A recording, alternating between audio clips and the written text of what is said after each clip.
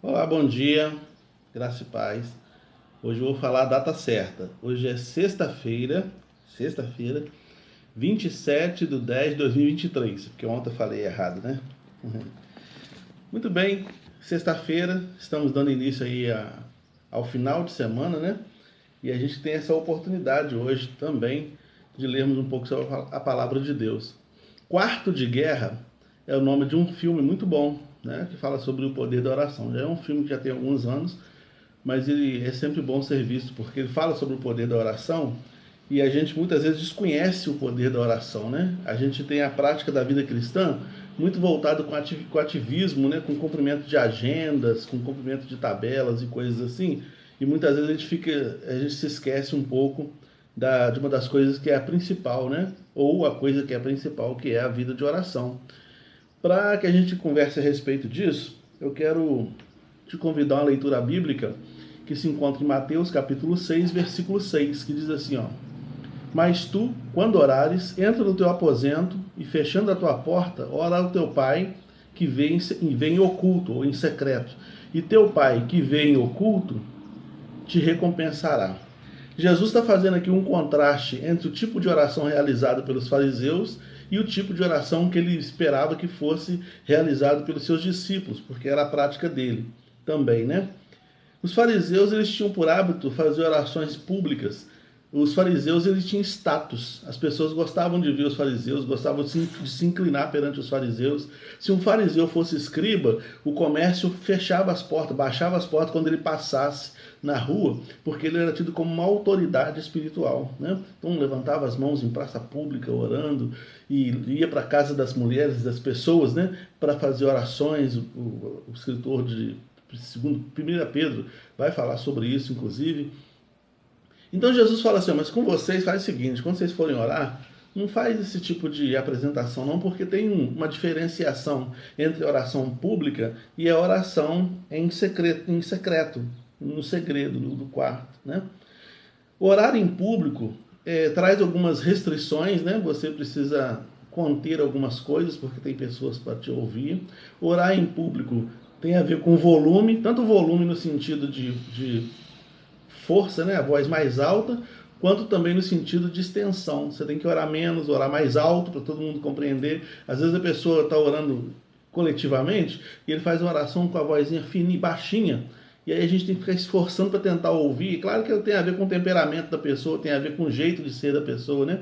Mas a gente tem que se esforçar para ouvir, porque como é que eu vou falar amém se eu não estou ouvindo direito, né? Então a oração em conjunto, a oração coletiva, pede da gente um pouco mais de volume de voz, mas não volume no sentido de extensão, né? A oração tem que ser um pouquinho mais contida, porque não é um momento particular meu, né? Então a oração particular, a oração pública gera essas coisas. Já a oração feita no secreto, lá no seu quarto, no seu ambiente de culto particular, ela exige de você, ou ela pede de você é, uma oração mais livre, né? Você não tem restrições com o tempo, uma oração mais clara, mais límpida, de maior confissão. Então você pode abrir seu coração, você pode falar o que quiser. No público você não pode fazer isso. Então com Deus você pode falar o que quiser sobre suas fraquezas, limitações, sobre seus problemas, seus pecados. A gente tem que abrir mesmo o coração para Deus, falar claramente sobre os pecados, né? Falar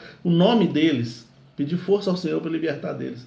Quem pratica oração particular, quem faz isso que Jesus falou, que entra no quarto e pratica oração em oculto com Deus, essa pessoa tem um ganho espiritual muito grande. Se você vê na rua ou na igreja uma pessoa que tem autoridade espiritual, e aí eu não estou falando de poder, estou falando de autoridade.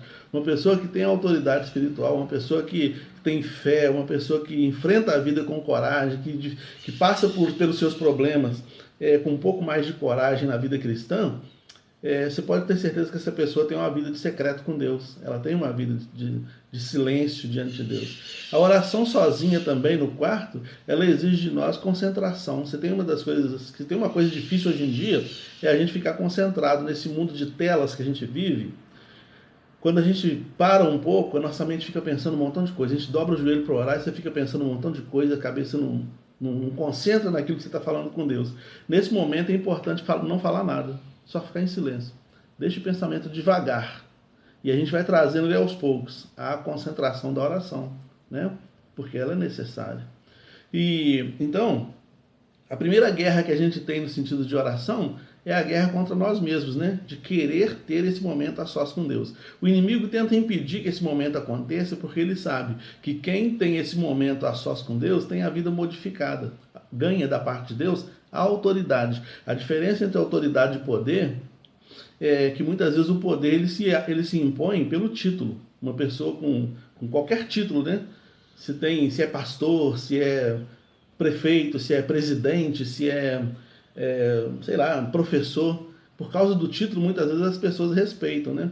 Mas isso não tem a ver com autoridade, não tem a ver com a autoridade conquistada, mas com a autoridade delegada pelo título. Agora, a autoridade conquistada é aquela que você bate o olho numa pessoa, mesmo que ele não tenha título nenhum. Você pensa assim, poxa, eu tenho que respeitar essa pessoa, porque ele tem autoridade, ele sabe o que ele está falando, ele tem exala dele um carisma, exala dele alguma coisa que me constrange a ouvir tudo que ele tem para dizer. Isso é autoridade que é dada pelo Espírito Santo quando a gente dedica mais tempo em oração a sós com Deus, né?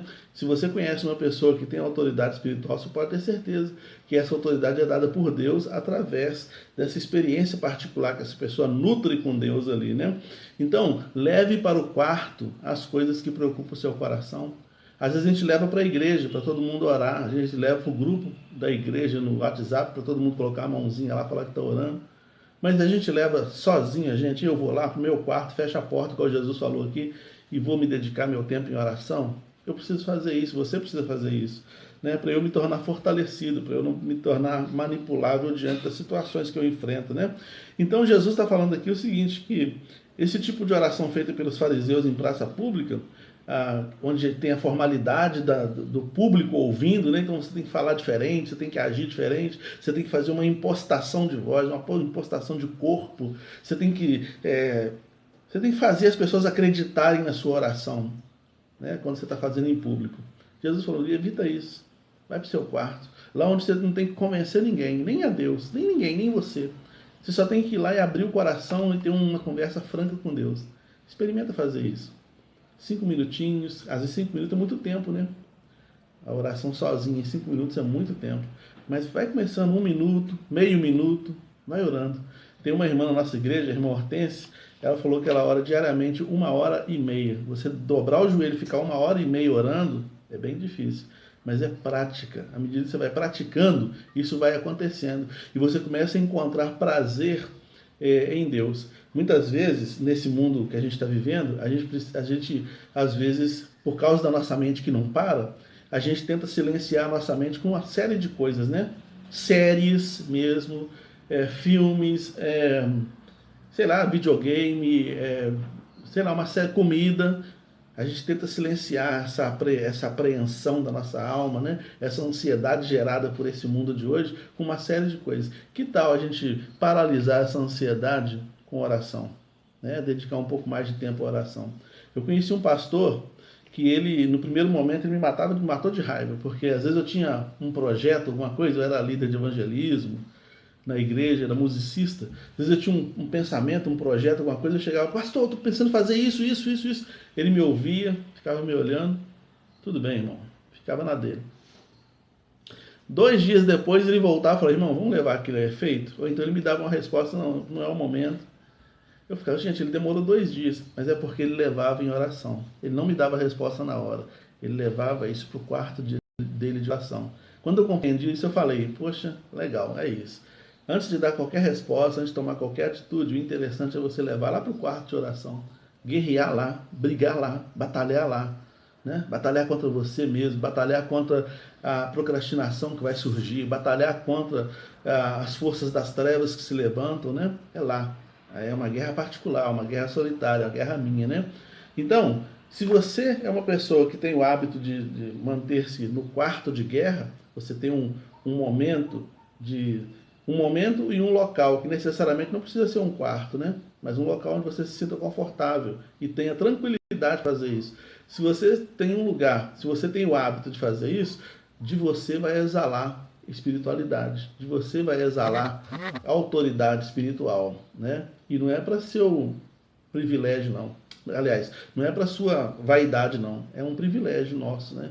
É uma coisa que Deus nos concede. O texto aqui que a gente leu fala o seguinte: o Pai que te vê em secreto te recompensará. Em público, né?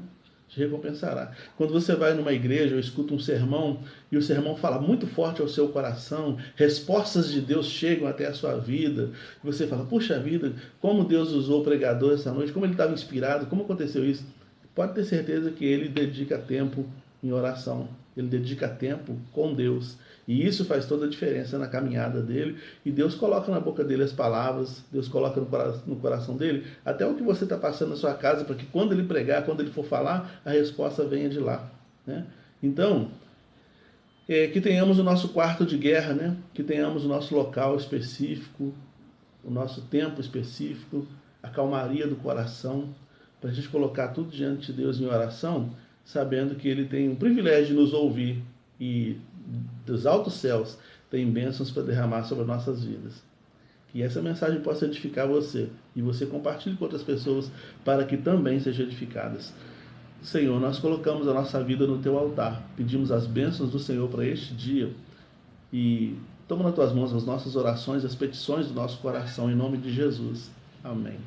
Que Deus te abençoe, tá? Maura, Raquel, Flávia, Roselaine, Deus abençoe cada um de vocês.